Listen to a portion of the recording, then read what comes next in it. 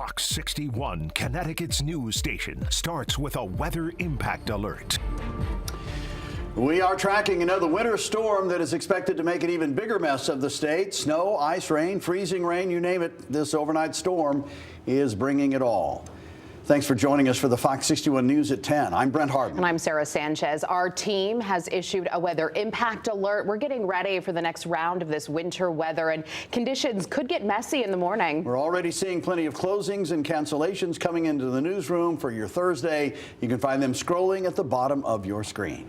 Yeah, we have live team coverage tonight. The storm's already moving in right in time for the news here at 10. Fox 61's Stefan Reels will join us with a look at the conditions in just a moment. But first, let's get to Chief Meteorologist Rachel Frank with what to expect in the coming hours. Rachel, I know you checked on the storm a little earlier and said it was the cutest, most adorable snow. Did she say that? I did.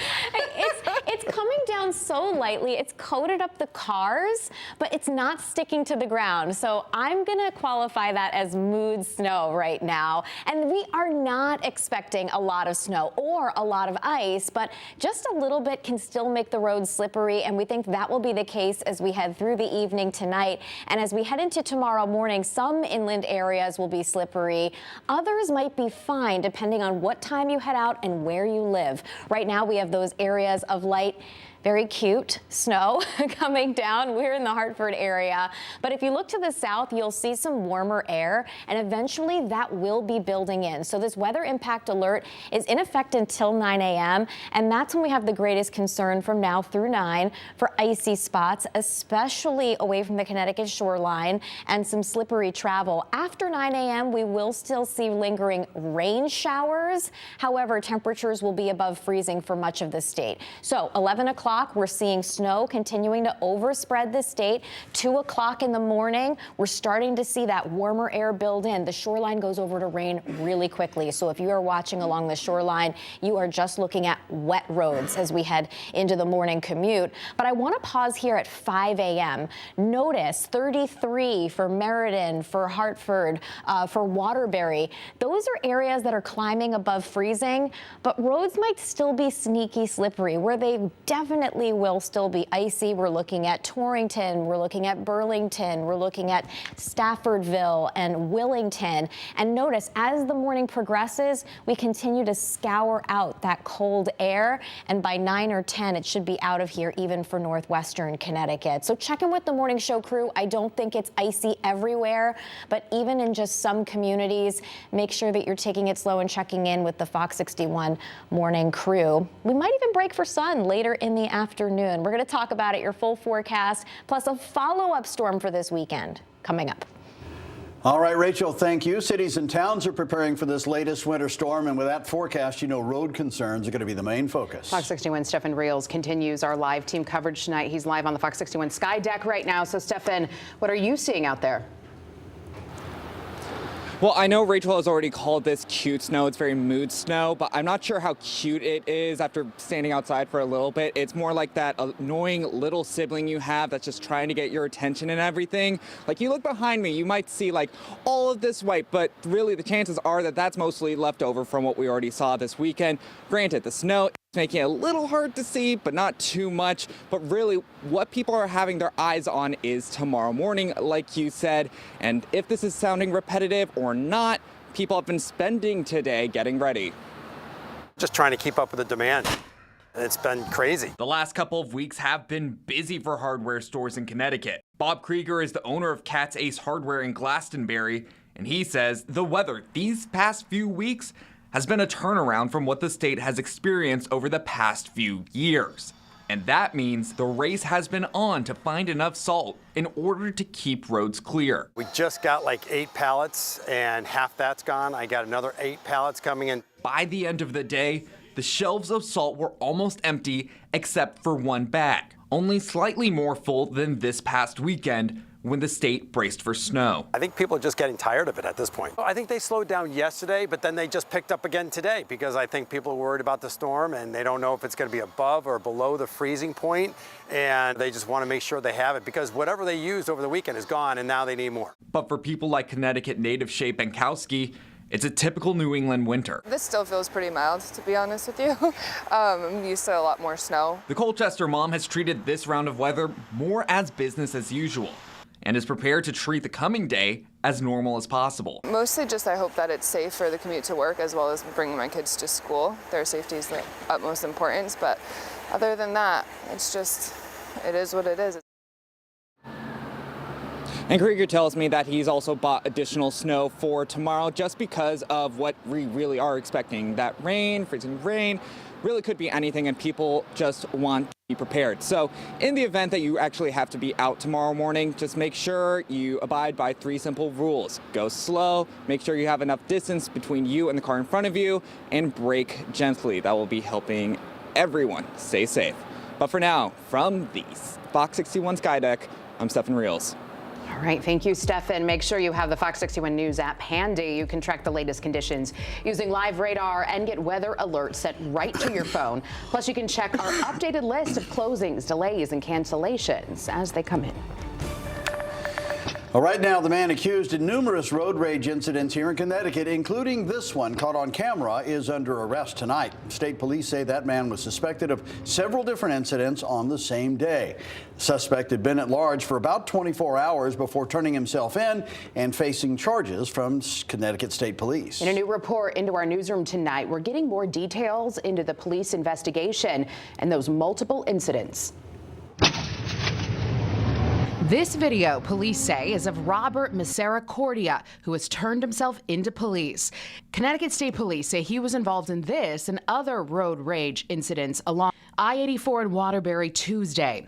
In an arrest warrant released Wednesday night, we learned the first incident was on I-84 near exit 18 Tuesday morning. Troopers say Misericordia, driving an orange Honda Civic with expired plates, blocked another driver, then exited the Honda and rushed towards the other car with a machete. The warrant states he kicked the door and tore off a side view mirror. A short time later, police say another driver called them with a similar story. An orange Civic came up behind me and clearly wanted to move faster than I did. I moved over. He got next to me, kept trying to run me off the road.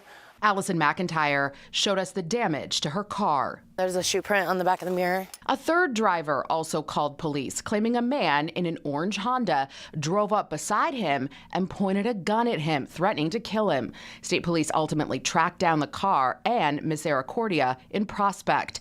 Take a look at police dash cam video showing the orange Honda hit a cruiser.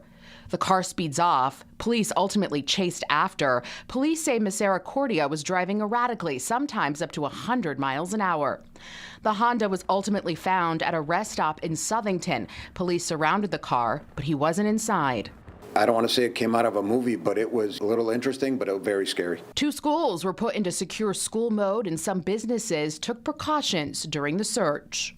Got back, parked the car, and ran for the front door and asked anybody if they saw anything. They said no, so I said, let's lock down.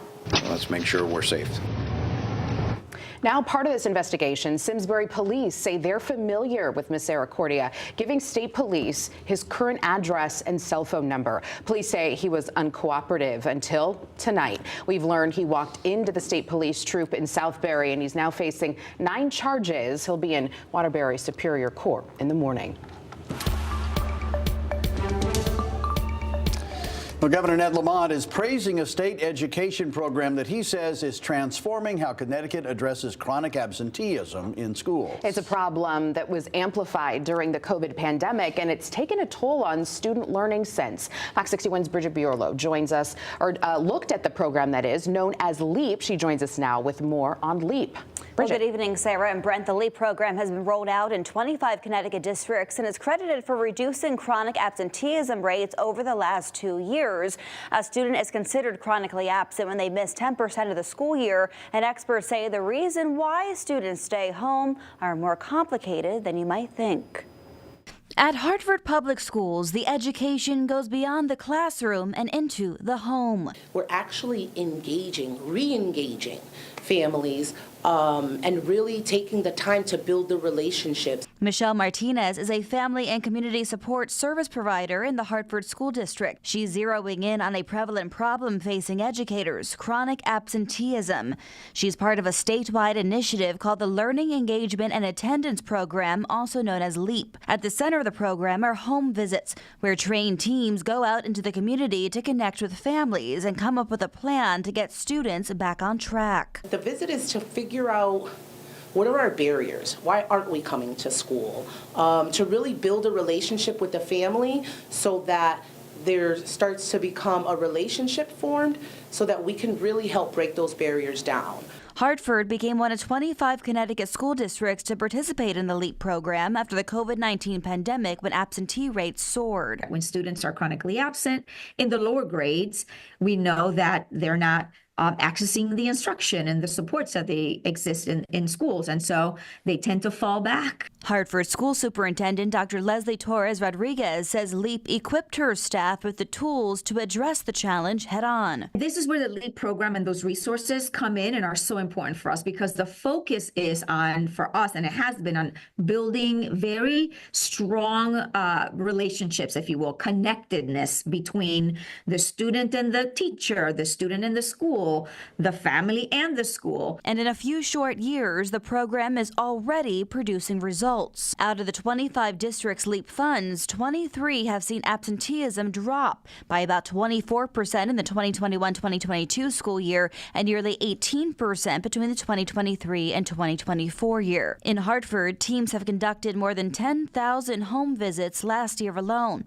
and Michelle's seen the value of the outreach up close. It's a team of us that does this work, but to really see it change a student's life, and then all of a sudden that student comes 4 or 5 years down the line and wants to volunteer with you, and it's changing communities. And while the work isn't easy and the solutions aren't always simple, the impact is evident. And it keeps not only the students engaged, but also those who serve them. It's very overwhelming, but it's probably the most rewarding work I've done in quite some time. Outreach teams say common barriers students face are transportation issues, and in response, support staff teach them how to navigate public transportation like CT Transit. Other challenges are an ill family member at home that a student is helping provide care for, or even not enough food at home to keep them focused throughout the school day. And that's why part of LEAP's mission is also connecting families with city services and resources that they might not even know are out there and available to them. So it's important work, and they say it's working here in Hartford. Brent, Sarah?